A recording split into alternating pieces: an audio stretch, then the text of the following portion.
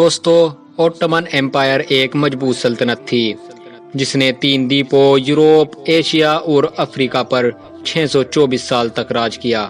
سلطان سلیم کے دور میں اس سلطنت میں خلافت کی شروعات بھی ہو گئی تھی، جس سے اب اسلامک دنیا میں جہاں بھی کچھ غلط ہوتا تھا تو وہاں کے لوگ سلطنت عثمانیہ کو ہی یاد کیا کرتے تھے۔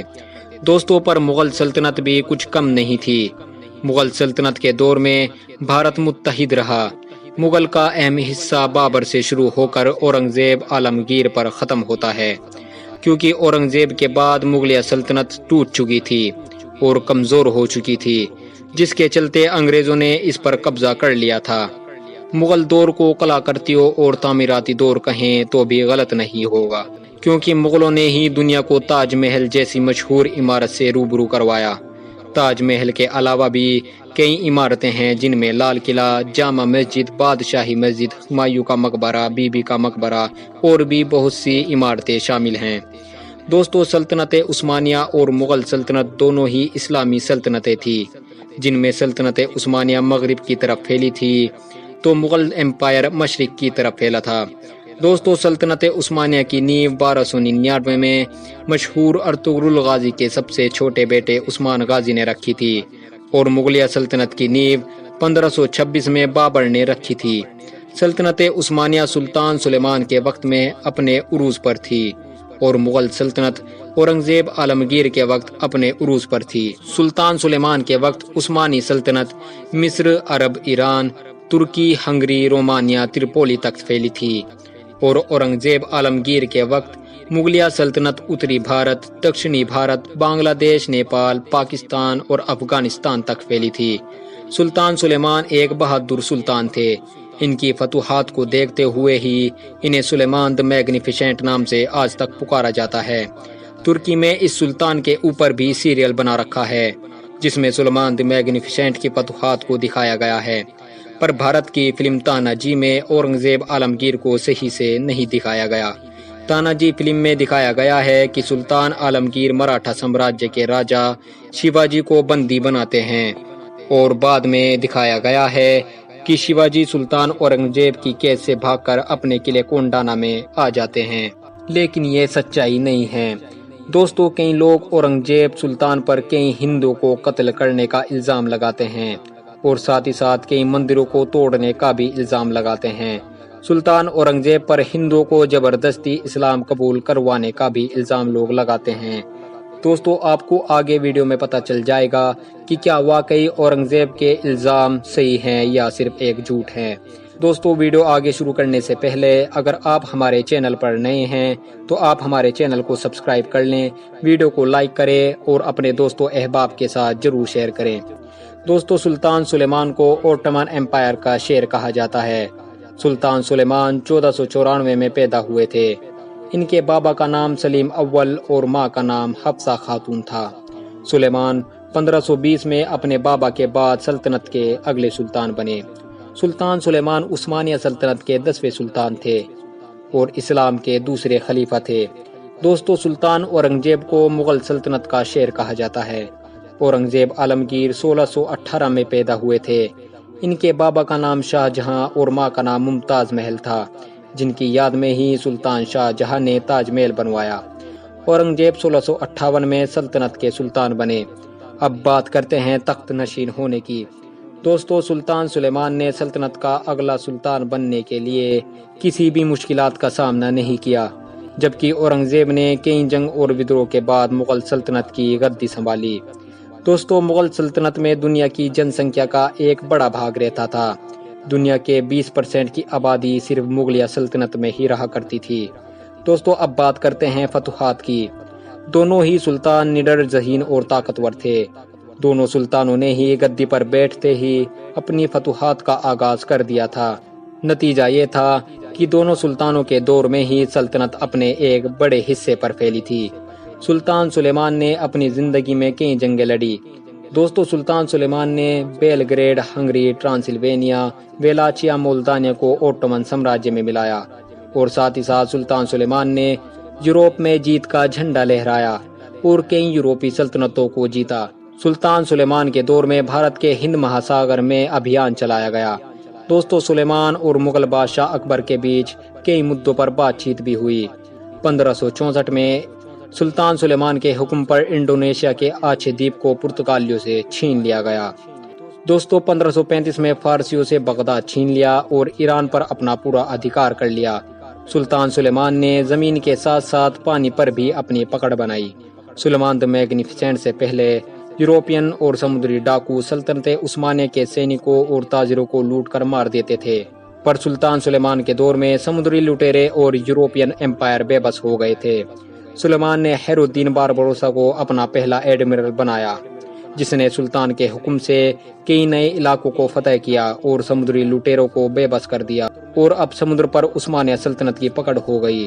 جہاں سمندر پر عثمانیوں کا راج تھا، وہ سمندری علاقہ بہت ہی خاص تھا، کیونکہ تاجروں اور الگ امپائر اسی راستے کے ذریعے بھارت، انڈونیشیا، ملیشیا تک پہنچتے تھے، اور اب ان کو اس راستے سے گزرنے کا ٹیکس دینا پڑتا تھا۔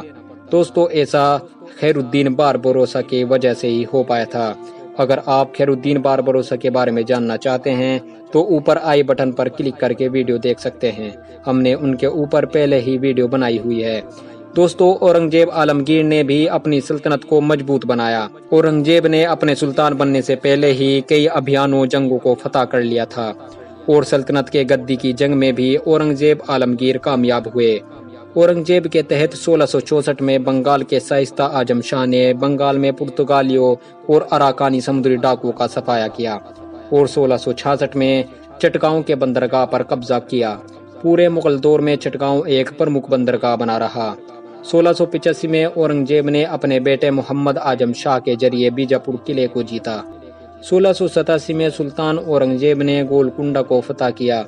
دوستو تاناجی فلم کی بات کریں تو سلطان اورنگزیب نے شیواجی کو بندی بنایا ہوا تھا، پر پہلے کے لوگ بہادر ہوتے تھے۔ شیواجی کی بہادری سے خوش ہو کر اورنگزیب عالمگیر نے شیواجی کو چھوڑ دیا تھا، اور کونڈانا قلعے کو بھی اسے سونپ دیا تھا، پر فلم میں دکھایا گیا ہے کہ شیواجی اورنگزیب عالمگیر کی قید سے بھاگ کر آیا ہے، جو سراسر ایک جھوٹ ہے۔ دوستو اورنگزیب نے ہی اپنے دور حکومت میں راکٹ کا استعمال کیا تھا، جنہیں توپ کے ذریعے چھوڑا جاتا تھا۔ دوستو آج اورنگزیب عالمگیر کے اتہاس کو لوگوں کے ذہن میں کسی اور ہی طریقے سے بیٹھایا گیا ہے۔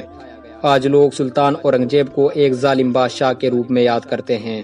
ایسا اس لیے کیونکہ بادشاہ اورنگزیب ایک انصاف پسند اور حد سے زیادہ طاقتور سلطان تھے، جس وجہ سے انگریز ان کے رہتے کبھی بھارت پر قبضے کی نہیں سوچ سکتے تھے۔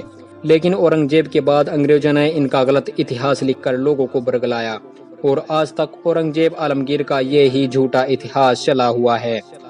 دوستو اگر اب بات کریں کہ اورنگزیب نے زبردستی ہندوؤں کو اسلام قبول کروایا، تو یہ بات کہیں بھی فٹ نہیں بیٹھتی، کیونکہ اورنگزیب نے مغل سلطنت پر سب سے زیادہ وقت یعنی 49 سال تک راج کیا۔ اگر واقعی سلطان اورنگزیب زبردستی ہندو دھرم کے لوگوں کو اسلام قبول کرواتے تو آج بھارت میں زیادہ سنکھیا میں مسلمان ہی ہوتے۔ دوستو اورنگزیب کے وقت دنیا کی 20% آبادی مغلیہ سلطنت میں ہی رہا کرتی تھی۔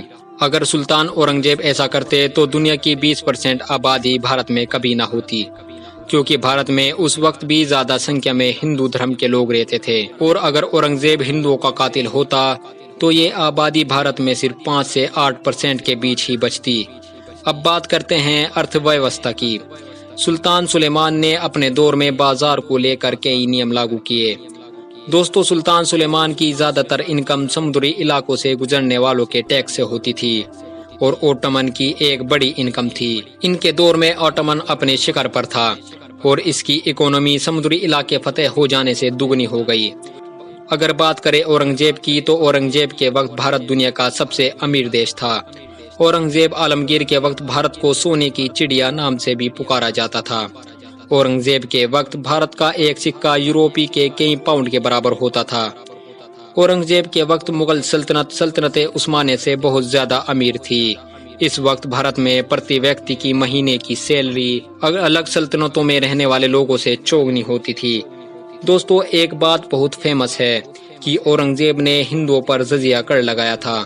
دوستو اورنگزیب نے ہندوؤں پر جزیہ کر کسی دشمنی کی وجہ سے نہیں لگایا تھا، کیونکہ جس طرح مسلمان اپنی زکوٰۃ کو بیت المال میں جمع کرتے تھے، سلطان اورنگزیب چاہتے تھے کہ ہندو دھرم کے لوگ بھی اپنے مال کا کچھ حصہ بیت المال میں دیں تاکہ سلطنت کو مضبوط بنایا جا سکے اور سلطنت کے لوگوں کی مدد کی جا سکے۔ اسی وجہ سے بادشاہ اورنگزیب نے ہندوؤں پر جزیہ کر لگایا تھا۔ دوستو، بیت المال ایک فنڈ تھا جس کے ذریعے سلطنت کے لوگوں کی مدد کی جاتی تھی۔